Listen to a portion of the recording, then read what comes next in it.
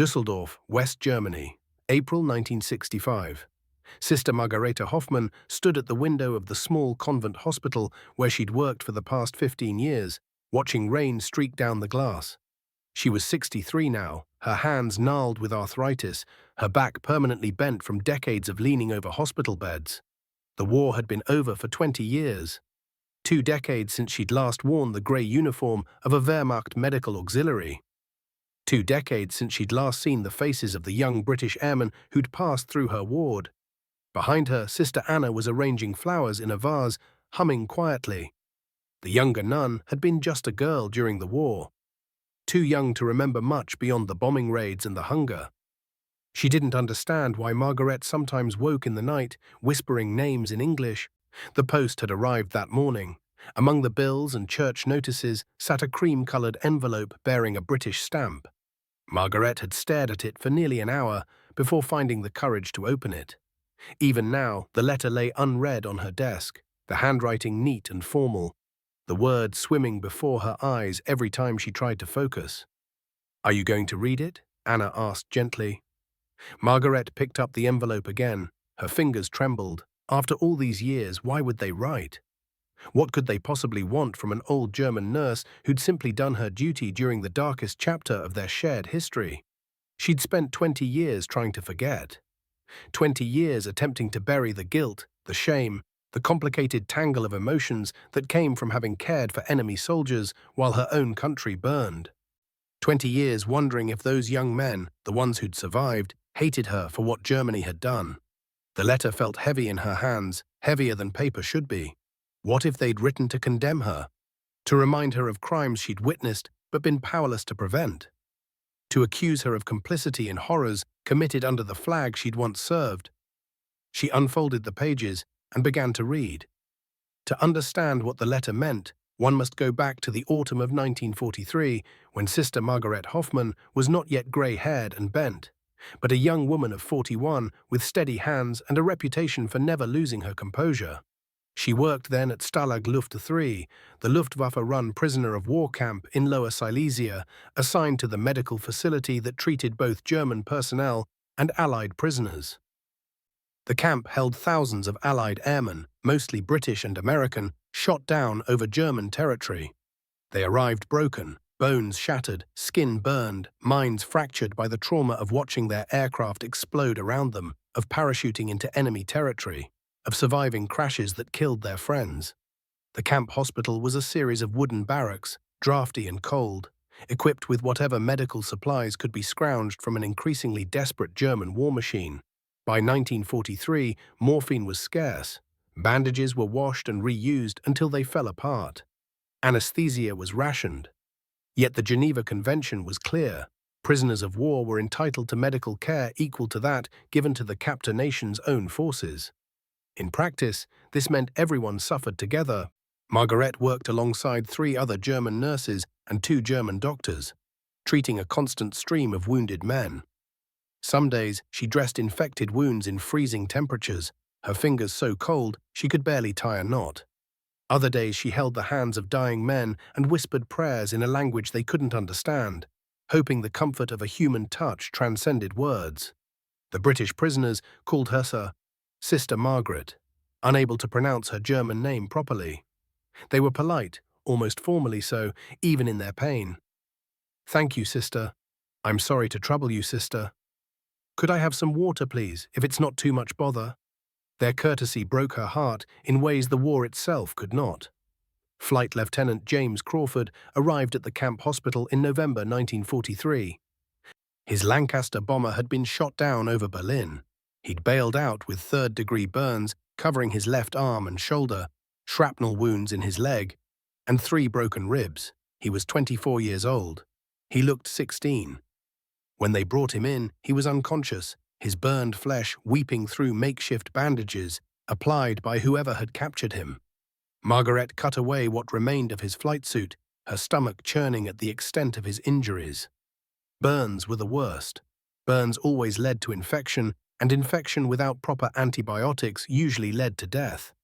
She cleaned his wounds with what little antiseptic they had, wrapped him in the last of their clean bandages, and sat beside his bed through the night, monitoring his breathing, checking his temperature, doing everything in her limited power to keep him alive. He woke at dawn, grey eyes snapping open in panic, his good hand reaching for something. A weapon, perhaps, or the controls of an aircraft that no longer existed. Margaret caught his wrist gently. "Ruhig," she murmured, "you are safe. You are in hospital." His eyes focused on her uniform, on the eagle and swastika insignia she was required to wear. Fear flickered across his face, then something else. Resignation, perhaps, acceptance of whatever fate awaited him. "Am I going to die?" he asked in English. Margaret's English was poor, learned from a grammar book before the war, but she understood. She met his gaze steadily. "Not if I can help it," she replied, the words awkward in her mouth. Something shifted in his expression. Not trust exactly. How could an enemy soldier trust his captor? But perhaps a recognition of shared humanity. A acknowledgement that she, too, was trapped in circumstances neither of them had chosen. "Thank you," he said quietly. "Talking about down there is our subscribe button." Crawford survived that first night. Then the next, then the week after that. His burns began to heal, though they left scars that would mark him for life. The shrapnel wounds closed, his ribs mended. Through it all, Margaret changed his bandages, brought him what food the camp kitchen could spare, and tried to ease his pain with the limited resources at her disposal. Other prisoners cycled through the ward. Some recovered and returned to the barracks. Some died, their bodies carried out in the early morning, before the other patients woke. Margaret treated them all with the same careful attention, the same professional distance that protected her own heart from shattering. But Crawford was different, perhaps because he was her first critical burn case to survive. Perhaps because his quiet courage reminded her of her younger brother, killed at Stalingrad the year before. Perhaps simply because war strips away pretense, leaving only the raw truth of human connection. They began to talk during her rounds. His English improved her language skills, her questions about England distracted him from pain. He told her about his home in Yorkshire, about the sheep farm his family had run for 3 generations, about his younger sister who wanted to be a teacher. She told him about Dusseldorf before the bombs, about studying nursing in peacetime, about her hope that when the war ended, she might work with children. Neither spoke of ideology or politics. Neither defended their nation's actions or condemned the others. They existed in a strange bubble where the only thing that mattered was the immediate present. Clean bandages, proper wound care, the small kindnesses that made life bearable. "Why do you do this?" Crawford asked one day, watching her re-wrap his burns with painstaking care. "We're your enemy. We've been bombing your cities." Margaret paused, considering the question. Outside the hospital window, snow had begun to fall, covering the camp in white. "You are not my enemy," she said slowly, searching for the right English words. "The war is my enemy. The war hurts everyone. I am nurse. I help the hurt ones. This is all I can do." Crawford nodded, understanding something in that moment that would stay with him for the rest of his life. That ordinary people, caught in extraordinary circumstances, choose their humanity one small act at a time. That kindness doesn't require agreement or alliance, only the recognition that suffering is universal. He was transferred to the main barracks 3 weeks later. His burns healed enough that he no longer required constant medical supervision. Margaret watched him go, knowing she'd probably never see him again, and returned to the next patient who needed her care. The winter of 1943 gave way to the spring of 1944, and the war ground on with mechanical brutality. More prisoners arrived, more young men with broken bodies and haunted eyes. Margaret treated them all, her supply of compassion somehow never exhausting, even as everything else ran short. In June, the Allies invaded Normandy. In July, news reached the camp of the assassination attempt on Hitler. In August, the Soviet offensive pushed closer to Silesia. The end was coming. Everyone could feel it, but no one knew what form it would take. By January 1945, the Russians were less than 100 miles away. The camp officials began preparations for evacuation. Prisoners who could walk were force-marched west in the brutal cold. Thousands died on those roads. Those too sick or injured to travel were left behind, along with a skeleton medical staff. Margaret volunteered to stay. Where else would she go? Her city was rubble, her family was scattered or dead. The hospital was the only place she knew how to be useful, the only place where her actions might make a difference.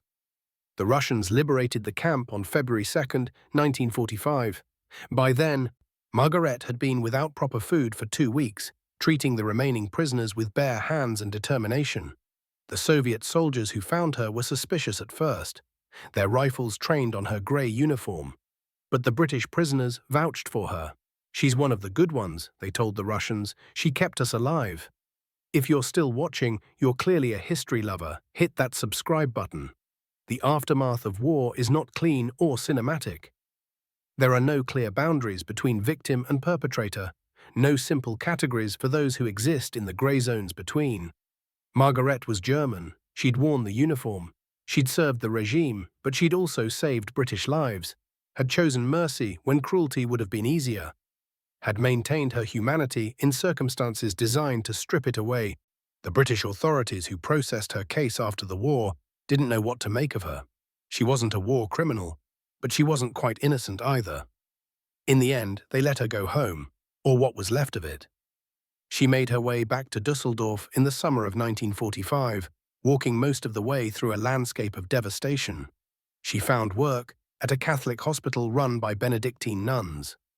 The sisters asked few questions about her war service. They needed nurses, and she knew how to work with almost nothing. She took vows in 1948, finding in religious life a structure that helped make sense of what she'd lived through. 20 years passed. The world moved on. Germany rebuilt. The economic miracle transformed the country. Former enemies became allies. NATO was formed. The Cold War divided Europe along new lines. Life continued, as it always does, in ways both mundane and miraculous. And then the letter arrived. "Dear Sister Hoffman," it began, "you may not remember me. My name is James Crawford, formerly Flight Lieutenant, Royal Air Force. I was a prisoner at Stalag Luft 3 from November 1943 until the camp was liberated. You treated my burns and very likely saved my life." Margaret's vision blurred. She set the letter down, pressed her hands to her face, and wept. Anna touched her shoulder gently. "Bad news?" "No," Margaret whispered. "No. I don't know what this is."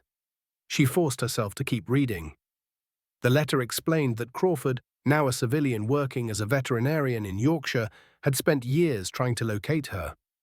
He'd written to the Red Cross, to German veterans' organizations, to anyone who might have records from the camp. It had taken nearly a decade, but he'd finally traced her to the convent hospital in Düsseldorf.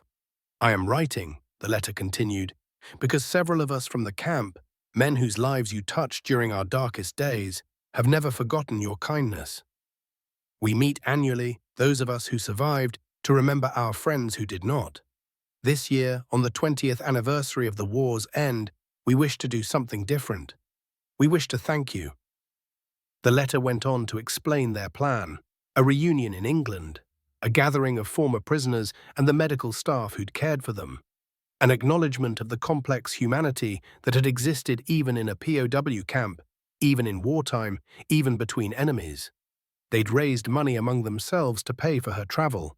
They wanted her to come to Yorkshire, to visit Crawford's farm, to meet the men she'd helped keep alive.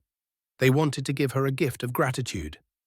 Margaret read the final paragraph 3 times before she believed it. "We understand if you choose not to come. We understand that the memories may be too painful, that you may not wish to be reminded of that time. But if you can find it in your heart to accept our invitation, we would be honored to host you. You saved our lives when you had no obligation to do so. You treated us with dignity when you could have looked away. You reminded us that even in war, humanity survives. For that, we will be eternally grateful." The letter was signed by Crawford and 7 other names, British names she vaguely remembered from her time at the camp. At the bottom, someone had added a postscript in different handwriting. "Please come, sister. We need you to know that you were not forgotten, that what you did mattered, that you made a difference, and if you're enjoying this deep dive, subscribing helps us keep making stories like this." Sister Anna had read over her shoulder. Now she stood back, eyes wide. "Mein Gott," she breathed, "they remember you. After all this time, they remember. Margaret nodded mutely. The weight of 20 years seemed to lift from her shoulders, replaced by something she couldn't quite name. Not absolution, she knew better than to think she deserved that. Not forgiveness. What was there to forgive in simply doing one's duty? Something else. Recognition, perhaps. Acknowledgement that the small choices she'd made in impossible circumstances had meant something to someone. She thought of Crawford's grey eyes in that hospital bed, of his quiet thank you when she'd changed his bandages, of the way he'd looked at her not as an enemy but as a nurse. She thought of all the others she'd treated, the ones who'd lived and the ones who'd died, the names she'd tried so hard to forget and the faces that still visited her in dreams.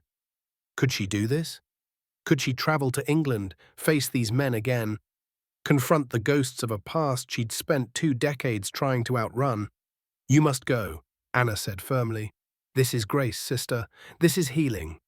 Margaret looked down at her arthritic hands, at the fingers that had once wrapped bandages and dressed wounds and held dying men. They trembled now, but they still worked. They could still serve. "Yes," she said quietly. "Yes, I think I must." The reunion was held on a perfect English summer day in June 1965, at Crawford's farm in the Yorkshire Dales. The farmhouse was stone, ancient and solid, surrounded by rolling green hills dotted with sheep. 23 former POWs attended, some with their wives, some alone.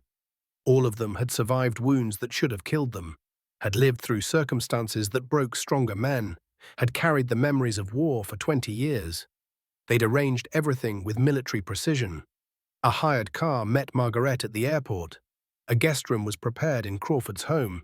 Tea was served in the garden under a white canvas tent, with sandwiches and cakes that seemed impossibly luxurious to a woman who'd lived through rationing. When Margaret arrived, the men stood. She stood facing them, this elderly German nun in her habit, and they stood facing her, these middle-aged British men in their civilian clothes. For a long moment, no one spoke. What do you say to someone who saved your life when you were enemies? What do you say to men you cared for in a prison camp when the world has moved on and pretend such things never happened? Crawford stepped forward first. His left arm was still scarred from the burns, the skin shiny and discolored. He held out his right hand. "Sister Margaret," he said, using the anglicized version of her name. "Thank you for coming. Thank you for everything." She took his hand. It was warm and alive and real. "I did only what any nurse would do," she said in careful English. "No," said another man, stepping forward. She recognized him vaguely, a pilot with a shattered leg she'd treated in early 1944. "You did more than that. You did it with kindness, with dignity. You made us feel human when everything else about that place tried to make us feel otherwise." One by one, they came forward. Each man shook her hand. Each man thanked her. Several were crying openly, tears streaming down middle-aged faces. Margaret cried too, unable to stop herself, all the emotion she'd locked away for 20 years pouring out in the safety of this impossible reunion. They sat together in the garden and talked. Not about the war exactly. About after. About what they'd built with the lives she'd helped them keep. Crawford's veterinary practice, another man's engineering firm, a schoolteacher, a shopkeeper, a mechanic who'd opened his own garage. One man had become a vicar, finding God in the same place Margaret had found him, in the ruins of war, in the small mercies that sustained the human spirit. "We wanted to give you something," Crawford said as the sun began to set, "a gift, to say what words can't quite express." He handed her an envelope. Inside was a check, a substantial sum, raised among all the men present. Enough to support the convent hospital for a year, enough to buy new equipment, hire another nurse, expand their care for the poor children of Dusseldorf. "We can't repay what you did," Crawford said, "but we can help you continue doing it. We can honor your service by supporting your work now." Margaret stared at the check, at the signatures of 23 men who remembered her after 20 years, who'd crossed national boundaries and historical wounds to say thank you. "They remember us," she'd whispered to Anna when she'd first read the letter. In her secret heart, she'd doubted. She'd thought perhaps this was some kind of trick, some final punishment for her wartime service. But it wasn't. They remembered. not with hatred or judgment, but with gratitude and respect. They remembered the humanity she'd shown them when the world had forgotten humanity existed. If you've made it this far, hit subscribe so you don't miss what comes next. The reunion lasted 3 days. Margaret toured Crawford's farm, fed sheep by hand, and met his sister, the one who'd wanted to be a teacher and had succeeded. She attended a service at the local church, where the vicar who'd been her patient preached about forgiveness and the long road to peace. She listened to stories of children and grandchildren, of businesses built and lives lived, of the ordinary miracles that follow extraordinary survival. On the last evening, they gathered again in the garden. Someone had brought a gramophone. They played music, Glenn Miller and Vera Lynn, the soundtrack of their youth. A few couples danced, and Margaret found herself swaying to songs she'd heard on the radio in another lifetime, when the world was at war and survival meant making impossible choices in impossible circumstances. Crawford approached her as the sun set, painting the Yorkshire hills gold and amber. "I've thought about you often over the years," he said, "wondered if you'd made it through, if you'd been punished for helping us, if you regretted what you'd done." "I regret many things," Margaret replied honestly. "I regret the war itself. I regret that I couldn't do more. I regret every patient I lost, every young man who died while I watched. But I do not regret treating you with kindness. That I could never regret." "Good," Crawford said simply, "because that kindness saved more than our bodies. It saved something essential. It reminded us that the enemy wasn't individual Germans like you. The enemy was the ideology that started the war, the hatred that made it possible. You showed us that ordinary people could resist that hatred in small but crucial ways." "I was just a nurse," Margaret protested. "I did my job." "No," Crawford said firmly. "You were more than that. You were proof that humanity survives even in the darkest places, that compassion doesn't require agreement or alliance, that we can care for each other even when our governments tell us we're enemies. That's not just nursing, that's grace." The word hung between them. Grace, the same word Anna had used. Perhaps that's what this reunion was. A moment of grace, unexpected and unearned. A glimpse of redemption in a world still scarred by war. Margaret returned to Dusseldorf changed. Not healed exactly. Some wounds never fully heal. But lighter somehow, less haunted. The nightmares didn't stop, but they came less frequently. The guilt didn't vanish, but it no longer consumed her. She used the money from the veterans to expand the convent hospital's children's ward, the dream she'd spoken of in that prison camp so long ago. Over the years, she maintained correspondence with several of the men from the reunion. Crawford sent Christmas cards every year until his death in 1982. The vicar visited Dusseldorf twice, bringing his grandchildren to meet the German nurse who'd saved his life. In 1985, on the 40th anniversary of the war's end, Margaret was invited to speak at a conference on wartime medical ethics. She was 93 years old, bent and frail, but her mind remained sharp. She stood before an audience of doctors and nurses from across Europe and spoke about the choices she'd made. "I cannot tell you," she said in slow but clear English, "whether what I did was right or wrong by the standards of history. I served a terrible regime. I wore its uniform. I followed its orders when following those orders meant complicity in evil. But in the hospital, in that small space of care, I chose to remember what I'd learned before the war, that every life has value, that suffering transcends nationality, that a nurse's duty is to the patient, not to politics. The British airmen I treated were not my friends, they were not my allies, but they were my patients. And for a nurse, that is enough. That must be enough. Because if we allow ideology to override our commitment to healing, if we let hatred determine who deserves care and who doesn't, then we've lost something essential about what it means to be human." The speech was published. Young medical students read it, textbooks quoted it. Margaret became, in her final years, a symbol of resistance, not the dramatic resistance of sabotage and spycraft, but the quiet resistance of maintaining one's humanity in circumstances designed to destroy it. She died in 1991 at the age of 99, surrounded by the sisters of her order. At her funeral, 3 of the British veterans made the journey to Dusseldorf. They were old men now, in their 70s, but they stood at attention by her grave and saluted as the coffin was lowered into the ground. One of them, the mechanic who'd opened his own garage, remained behind when the others left. He knelt by the freshly turned earth and placed a simple marker alongside the cross. To Sister Margaret, who reminded us that even in war, kindness matters. We remember. The legacy of that 1965 reunion ripples outward in ways both large and small. Crawford's granddaughter became a nurse, inspired by the story of the German woman who'd saved her grandfather. The vicar's sermons on forgiveness influenced a generation of British churchgoers to reconsider their relationship with former enemies. The mechanic founded a charity that brought together British and German youth for cultural exchange, building bridges where once there had been only bombs and bullets.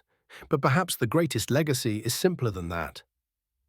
It's the reminder that history is made not just by generals and politicians, but by ordinary people making ordinary choices in extraordinary circumstances. That the small acts of kindness we perform, even when no one is watching, even when they seem insignificant against the backdrop of larger events, matter profoundly to the individuals they touch. The war produced millions of stories. Most have been forgotten, lost to time and the relentless forward march of history. But some survive, passed down through families, preserved in letters and memories, retold at gatherings of old soldiers, comparing scars and counting blessings. The story of Sister Margaret Hoffman and Flight Lieutenant James Crawford is one such story. Not famous, not commemorated in monuments or taught in schools, but real nonetheless. Real in the ways that matter most, in its testimony to the human capacity for compassion in the face of hatred, for mercy in the midst of violence, for connection across the artificial boundaries that war erects. They remember us, Margaret had asked when the letter first arrived, disbelief evident in her voice. In her guilt and her shame, she'd assumed that her wartime service would only be remembered with condemnation and anger. She'd never imagined that the men she'd treated might look back with gratitude rather than resentment. But they did remember. And not just remember, they honored. They valued what she'd given them enough to spend a decade searching for her, enough to organize a reunion, enough to offer tangible support for her continued work. They transformed a relationship forged in the crucible of war into something beautiful and lasting, a testament to reconciliation and healing. 79 years after the events at Stalag Luft 3, 80 years after the war's end, the lessons of that small hospital ward remain relevant. We live in an age of renewed tribal divisions, of ideological conflicts that reduce opponents to caricatures, of political rhetoric that dehumanizes those on the other side of any number of battle lines.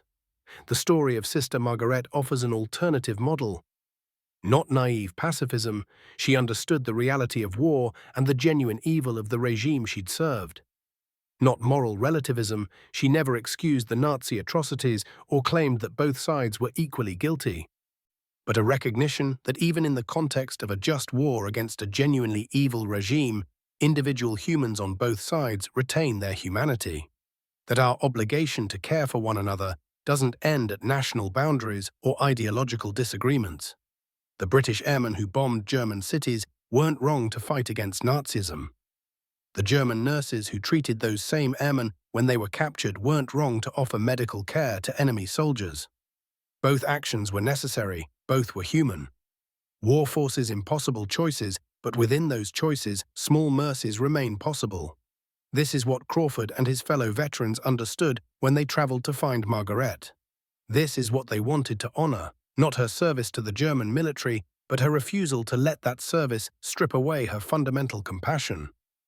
Her insistence on seeing patients rather than enemies.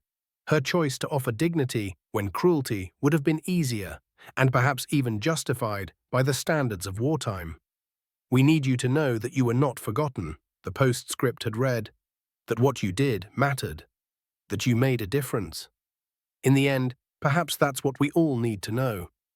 That our small kindnesses matter, that the choices we make when no one important is watching still count, that the ordinary compassion we extend to those society tells us are other or wrong or enemy contains within it the seeds of a better world. The check the veterans gave Margaret bought medical equipment that treated hundreds of children over the following decades. Some of those children grew up to become doctors and nurses themselves, carrying forward a tradition of care that began in a prison camp during humanity's darkest hour. The ripples spread outward, generation after generation, each act of kindness enabling further acts, each choice for mercy making the next choice easier. This is how the world changes, not through grand gestures or dramatic declarations, but through the accumulated weight of individual decisions to treat others with basic human dignity. Through nurses who care for enemy patients, through veterans who choose gratitude over resentment, through ordinary people who, when confronted with the dehumanizing machinery of war and hatred, insist on remaining human anyway. If this story moved you, please share it. We'll see you in the next one. Yorkshire, present day. Crawford's farm still stands, though it's run by his great-grandchildren now. In the front room, alongside family photos and children's drawings, hangs a framed photograph from that 1965 reunion. Sister Margaret stands in the center, surrounded by 23 British men, all of them smiling. On the back, someone has written the names and dates, preserving for posterity this moment of grace. Visitors sometimes ask about the photograph. The current owners tell the story, the prison camp, the burns, the kindness, the letter after 20 years. They tell it simply, without embellishment, letting the facts speak for themselves. Most visitors nod politely and move on, but occasionally someone will stop, will ask more questions, will see in that old photograph something that resonates with their own experience of being treated well by someone they'd expected to treat them poorly, or of offering kindness to someone they'd been taught to hate. These conversations, quiet and personal, are part of the story's ongoing legacy.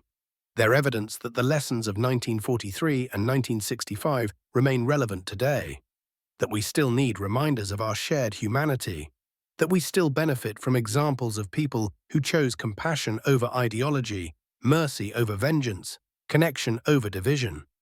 The photograph shows faces from another time, old-fashioned clothing, outdated hairstyles, a formality in their posture that seems almost quaint now. But the emotion captured in that image transcends the specifics of its era. It's the joy of reconciliation, the relief of being seen and understood across seemingly impossible divides, the profound gratitude that comes from having one's humanity recognized when you'd feared it might be denied. They remember us? Sister Margaret had asked in wonder. Yes, they remembered. And in remembering, they taught the rest of us something vital about forgiveness, about healing, about the long and difficult work of building peace after conflict. The farm endures. The hospital in Dusseldorf still operates, though in different buildings now. The men from that reunion have all passed on, along with Sister Margaret herself. But the story persists, retold each generation, a testament to the enduring power of small kindnesses in dark times. And perhaps that's enough. Perhaps that's the only immortality that truly matters, not monuments or medals, but the knowledge that we lived in such a way that others were grateful for our existence, that we made choices, however small, that tilted the world slightly toward mercy, that we remembered our common humanity even when everything around us insisted we forget. In a barn on that Yorkshire farm, converted now into a studio space, Crawford's great-granddaughter paints. She's working on a series about wartime nurses inspired by the photograph in the front room and the stories she's heard since childhood. Her paintings show women in grey uniforms tending to wounded men, their faces marked by exhaustion and determination and an unconquerable compassion. She doesn't know if anyone will see these paintings beyond her family. She doesn't know if they'll make any difference to the wider world. But she paints them anyway, driven by the same impulse that made Sister Margaret tend to enemy patients, that made James Crawford search for a decade to find her. That made 23 veterans organize a reunion to honor one elderly German nun. The impulse to remember, to honor, to insist that kindness matters even when the world suggests otherwise. The paint dries, the story continues, the memory endures. They remember us. Yes, they remember, and in remembering, they teach us all how to be human.